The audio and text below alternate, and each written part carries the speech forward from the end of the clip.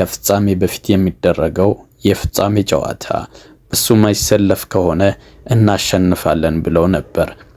ሰላም ውድ የሳቅ ስፖርት ተመልካቾች፣ ሳቅ ስፖርት በሌላ ስራ ተመልሷል። መልካም ቆይታ። እጅግ ተጠባቂው ጨዋታ በባርሴሎና ሰማይ ስር የስፔን ኮፓ ዴል ሬይ ግማሽ ፍጻሜ ከፍጻሜ በፊት የሚደረገው የፍጻሜ ጨዋታ ብሉ ግራናዳዎች በዋንዳ ሜትሮፖሊታን የደረሰባቸው የ4-0 መራር ሽንፈት ለመቀልበስ እንዲሁም አትሌቲኮ ማድሪዶች በበኩላቸው በእጃቸው የያዙትን ፍጻሜ የቆረጡትን ቲኬት እድል በቀላሉ አሳልፈው ላለመስጠት የሚያደርጉት የ90 ደቂቃ ትንቅንቅ።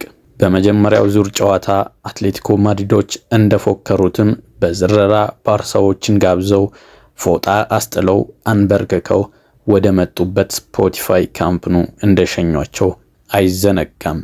ከመጀመሪያው ጨዋታ በፊት አትሌቲኮ ማድሪዶች ብራዚላዊው ኢንተርናሽናል የባርሳው አጥቂ ራፊኒያ ከሌለ እሱ ማይሰለፍ ከሆነ እናሸንፋለን ብለው ነበር። እንደተናገሩትም ማሸነፍ ብቻ ሳይሆን ባርሳን አፈራርሰዋቸው ነበር። አሁን ደግሞ በተራቸው ባርሴሎናዎቹ ከሜዳው በፊት የቃላት ጦርነቱ ተያይዘውታል። የባርሳው አሰልጣኝ ሃንሲ ፍሊክ ይቀጥላል። ነገ በሜዳችንና በደጋፊያችን ፊት የማይቻለውን ነገር ማድረግ አለብን። እስከ መጨረሻው የዳኛው ፊሽካ እስክትሰማ ድረስ ተስፋ አንቆርጥም። እነሱ በሜዳቸው ይህን ካደረጉ እኛም በሜዳችን ይህን ማድረግ አያቅተንም። በተጨማሪም ምንም አይነት ጎል እንዲቆጠርብን መፍቀድ የለብንም ይላል። አለበለዚያ ነገሮች ይከብዱብናል ሲል የባርሳው አሰልጣኝ ሃንሲ ፍሊክ ገልጿል።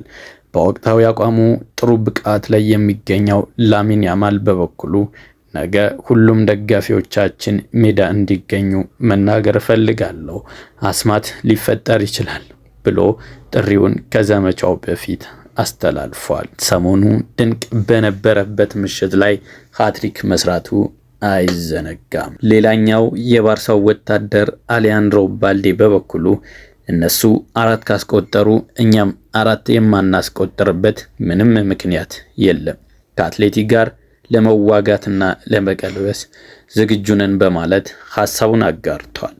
ባርሴሎናዎች በበኩላቸው ከአትሌቲኮ ማድሪድ ጋር ላለባቸው የመልስ ጨዋታ በኤክስ ወይም በትዊተር ገጻቸው እንዲህ በማለት ፖስተዋል። 90 ደቂቃዎች በስፖቲፋይ ካምፕ ኑ ረጅም ናቸው ሲሉ አትሌቲኮ ማድሪዶች ስለ ጨዋታው ምንም አይነት ምላሽ ባይሰጡም ሜዳው ላይ የሚጠበቅ ጉዳይ ይሆናል።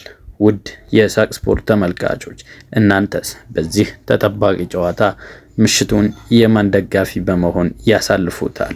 ለማንኛውም ለምትደግፉት ክለብ መልካም ዕድል ተመኘው። ይህ ሳቅ ስፖርት ነው። ሰላም።